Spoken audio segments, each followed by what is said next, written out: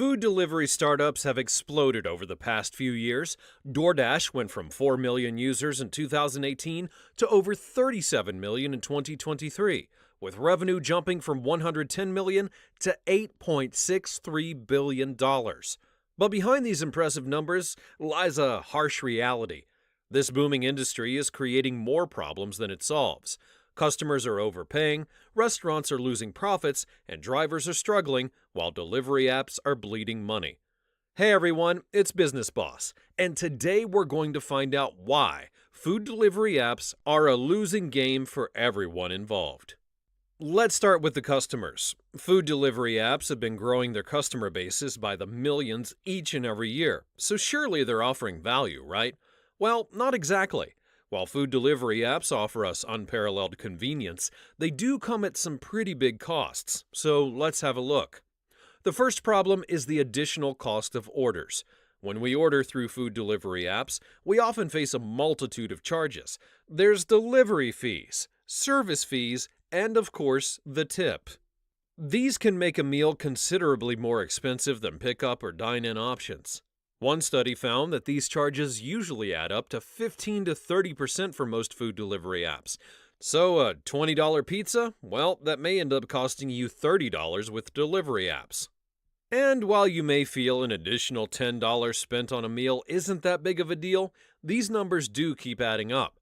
For someone who orders on delivery apps once a week, maybe it's not much, but for those who order every day, it can quickly become a big amount. The average American spends approximately $37.28 weekly on food delivery, translating to about $150 monthly or $1,800 annually. And when you look at it that way, that's a lot of money. If a Gen Zer were to put that kind of money in a diversified portfolio instead of ordering food, he would have $1 million in his account in 40 years. Now, there's also the issue of food quality. The delivery process often involves delays and handling that can compromise the condition of your meal. I mean, who hasn't experienced soggy or lukewarm food that's less than satisfying? You end up wishing that you had just got up and gone to the restaurant instead. Next, we'll examine the impact on restaurants. While delivery apps do increase visibility and bring in additional revenue, they also have some significant drawbacks. One of the most pressing issues is the high commission fees, typically ranging from 15% to 30% per order. That's a huge dent in most establishments' already wafer-thin profit margins. And with this kind of heavy payout, restaurants end up in thin operating margins of just 5% to 10%. Most smaller establishments can barely make ends meet with that kind of money, and many, well, they just eventually give up. Food delivery apps also create a disconnect between restaurants and their customers. Once upon a time, restaurants used to have loyal customers who wouldn't go anywhere else. Chefs used to have a bond with the customers, cooking their favorite meals with an extra splash of love. And today, orders placed through an app are faceless, and the primary relationship is with the platform and not the restaurant. Customers no longer connect with the restaurant's brand, and that makes it harder for them to create a loyal customer base. Maintaining food quality during delivery is another challenge. Once food leaves the restaurant, it becomes subject to the delivery process, which can be unpredictable. If the food arrives cold or soggy, or even worse, half-eaten, customers end up blaming the restaurant, though it had no control over those circumstances. Bad reviews online or on the delivery app can cost the restaurant repeat business and harm its reputation and revenue in the long run. As these platforms grow in popularity, restaurants feel pressured to join them to remain competitive. This leaves the establishment at the whims of the app's policies, the fee structures, or the algorithms.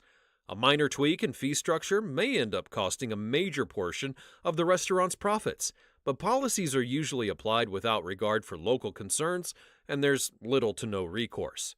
Restaurants also struggle to stand out among the myriad of options on the app, and end up having to spend on creating beautiful food pics and videos to attract their customers.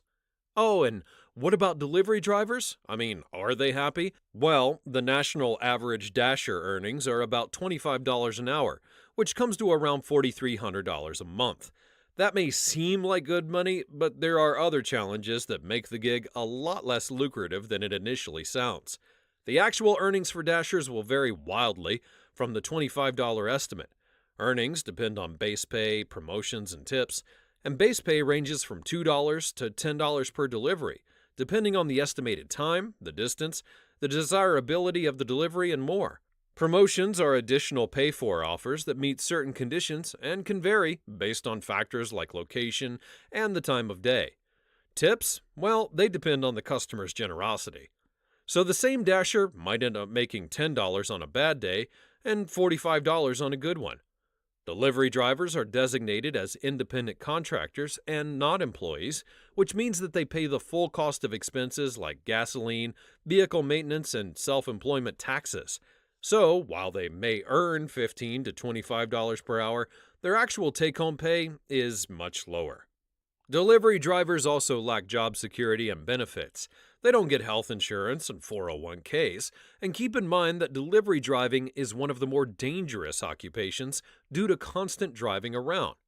Additionally, there's no paid time off or sick leave, so drivers end up working even when they're sick or have any kind of other personal issues. Alright, so is this yet another case of corporate fat cats laughing their way to the bank while everyone else suffers?